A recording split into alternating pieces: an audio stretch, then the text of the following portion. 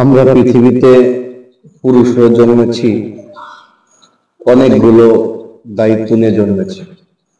আমাদের দায়িত্ব সেই ছোট্টবেলা থেকে, জন্মের পর থেকে, আমরা জন্ম নেওয়ার পর থেকে আমাদের পরিবারের স্বপ্ন আমাদের নিয়ে, আমাদের আত্মীয় স্বজনের আমাদের নিয়ে স্বপ্ন, মানে জন্ম হওয়ার পর থেকে আমাদের উপর দায়িত্ব একটা ধীরে ধীরে চাপিয়ে আসে।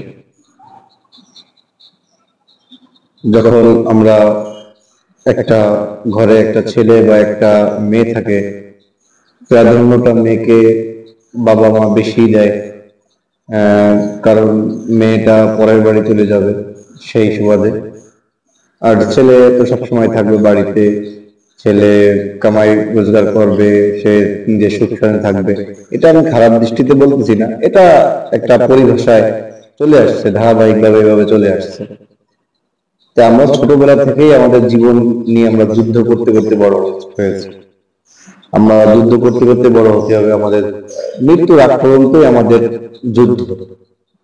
মানে এক ভাষায় পরিভাষায় বলা যায় যে পুরুষ শব্দটার মানে হচ্ছে যুদ্ধ। যুদ্ধ করে বাঁচতে হবে, যুদ্ধ করে লড়তে হবে, বাঁচাইতে হবে, পরিবারকে ঠেকাইতে হবে, আপনার বংশকে স্তব্ধ বংশকে উজ্জ্বল করতে হবে। সবই পুরুষের এই কাঁধের উপরে, মাথার উপরে দিয়ে যাবে। যখন একটা পুরুষ অনেক পড়ালেখা করতে হয়, অনেক বড় চাকরি করতে হয়, অনেক টাকা পয়সা কামাই করতে হয়, একটা সময় একটা পুরুষ বিবাহ করবে সুখ শান্তির জন্য, কিন্তু ঘরের মধ্যে ভাগাভাগি সৃষ্টি হয়ে যায়, ভাই ব্রাদার সব ছিন্ন ভিন্ন হয়ে যায়, আত্মীয় স্বজন আর আত্মীয় স্বজন থাকে না, এক একজন এক একটা মতবাদ থাকে, চাহিদা আরো বৃদ্ধি হয়ে যায়। ধরেন একটা পুরুষের পরিবার তার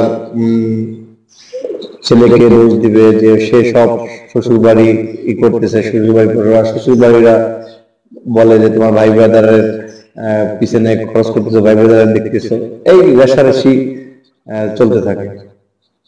এটাও একটা যুদ্ধ। তাই পুরুষ মানুষ বিবাহ করে শান্তির জন্য, কিন্তু সেখানেও শান্তি নেই। শান্তি কোথায়?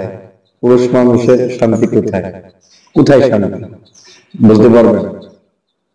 হ্যাঁ, আপনি যদি জানেন পুরুষ মানুষের শান্তি কোথায়, পুরুষ মানুষকে কে শান্তি দিবে, আপনার যদি জানা থাকে অবশ্যই কমেন্টে জানাবেন। ঠিক আছে, ভালো থাকবেন, সুস্থ থাকবেন। আল্লাহ হাফেজ। আসসালামু আলাইকুম।